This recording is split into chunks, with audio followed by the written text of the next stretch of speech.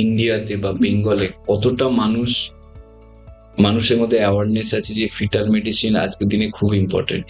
খুব একটা নেই। সহজ উত্তর হচ্ছে খুব একটা নেই। ফিটাল মেডিসিন এখনো ভীষণভাবে রেফারাল ডিপেন্ডেন্ট একটা বিষয়। আমরা বেশিরভাগই রেফারাল পাই ডক্টরদের কাছ থেকে, অর্থাৎ গাইনোকোলজিস্ট, অবস্টেট্রিশিয়ান বা রেডিওলজিস্ট বন্ধুরা যারা প্র্যাকটিস করছেন, অনেক সময় উল্টোভাবেও আসে আমাদের কাছে। ধরুন সার্জন রেফার করছেন, কারণ সার্জনের কাছে পেশেন্ট জানতে গেছেন যে অমুক রিপোর্টে এই সার্জিক্যাল সমস্যা বাচ্চা ধরা পড়েছে, এটা জন্মের পর কি করতে হতে পারে। সেক্ষেত্রে তিনি আবার আমাদের কাছে পাঠিয়েছেন বোঝার জন্য যে সেই বাচ্চার আরো কোনো সমস্যা আছে কিনা এবং কোনো জিনগত ত্রুটি আছে কিনা।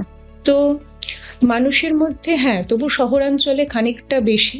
শহরাঞ্চলে তাও এখন আস্তে আস্তে মানুষ বুঝছেন, সার্চ করছেন নেটে এবং তার ভিত্তিতেও কিছুটা ইনফরমেশন অ্যাকোয়ার করছেন এবং অনেক সময় সরাসরিও আমাদের কাছে আসছেন। কিন্তু কলকাতার বাইরে বা যে কোনো মেট্রো সিটির বাইরে এখনো কিন্তু ডাক্তার অ্যাডভাইস করলে তবেই পেশেন্ট ফিটাল মেডিসিন ক্লিনিকে যাচ্ছেন।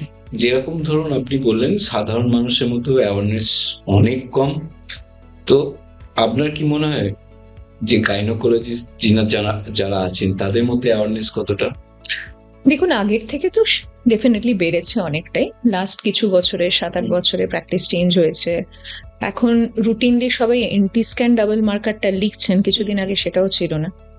তো আগের থেকে তো বেড়েছে, কিন্তু এখনো পর্যন্ত ঠিক যতটা হওয়া উচিত ততটা হয়নি।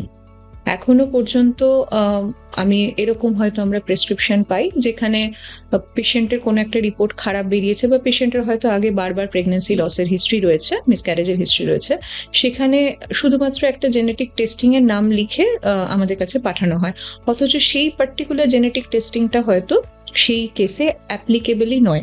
সেটা করে আমাদের কোনো লাভ হবে না। এবং স্বাভাবিকভাবেই এটা ডে টু ডে প্র্যাকটিসে এই ধরনের ভুল হওয়ার স্বাভাবিক, কারণ যিনি লিখেছেন তিনি তো ঠিক এই বিষয়টা নিয়ে চর্চা করেননি। ফলে চর্চা করেননি, কিন্তু তিনি চান পেশেন্টটার একটা কারণ জানা যায়, অতএব ইন গুড ইন্টেন্ট তিনি সেই জিনিসটা লিখেছেন। ফলে তিনি যদি জানতেন যে এই যে গ্যাপটাকে কে ব্রিজ করতে পারবে, অর্থাৎ পেশেন্টের কোন জিনগত পরীক্ষাটা দরকার পার্টিকুলারলি, সেটা কে বলে দিতে পারবে, যদি তিনি জানতেন, নিশ্চয়ই তিনি তাহলে তাদের কাছে পাঠাতেন।